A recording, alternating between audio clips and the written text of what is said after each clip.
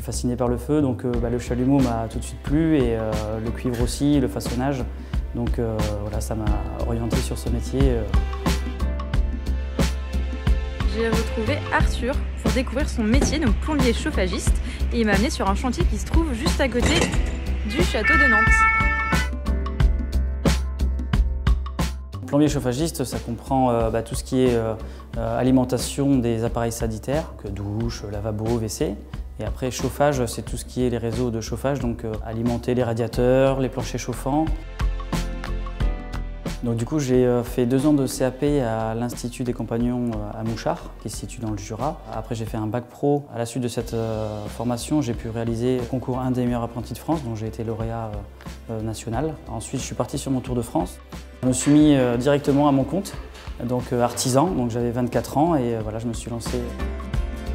Alors du coup, j'étais en train de prendre mes mesures pour pouvoir faire le tuyau en cuivre et faire tous mes cintres pour faire le cheminement de l'eau froide. Donc le cintre, c'est on va couder le tube en cuivre pour pouvoir changer de direction. Et je place mon arbalète.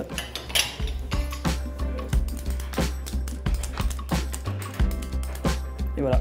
Pourquoi tu as voulu faire ce métier? À l'âge de 11 ans, en fait, il y a un plombier qui est venu faire une intervention à la maison et puis il a utilisé le chalumeau sur un tuyau en cuivre. Et donc voilà, je suis fasciné par le feu, donc le chalumeau m'a tout de suite plu et le cuivre aussi, le façonnage. Du coup là, je vais utiliser le chalumeau pour braser le raccord en laiton, donc avec une baguette de brasure.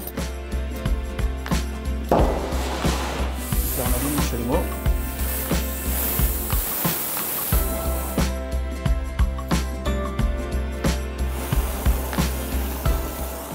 Alors les avantages, c'est qu'on n'est jamais dans un bureau, sauf quand on fait des devis, quand on est artisan.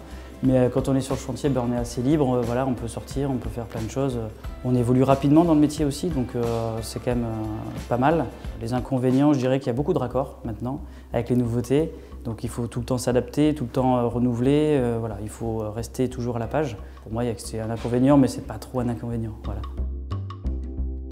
Dans le bâtiment, on est vraiment bien rémunéré, surtout du coup dans la plomberie. Donc on peut commencer après un CAP ou après un bac pro un peu plus fort que le SMIC. Puis après on peut tout de suite arriver à 1500, 1800 €. Et en fin de carrière, on peut peut-être espérer avoir 2500, 3000 € selon les postes à responsabilité qu'on occupe. Alors là, je vais vous présenter un chantier que j'ai fini il y a quelques années.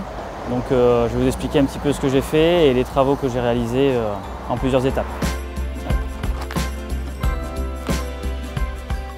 Donc on est parti vraiment d'une salle de bain vieillissante, et donc on a fait une salle de bain plus moderne.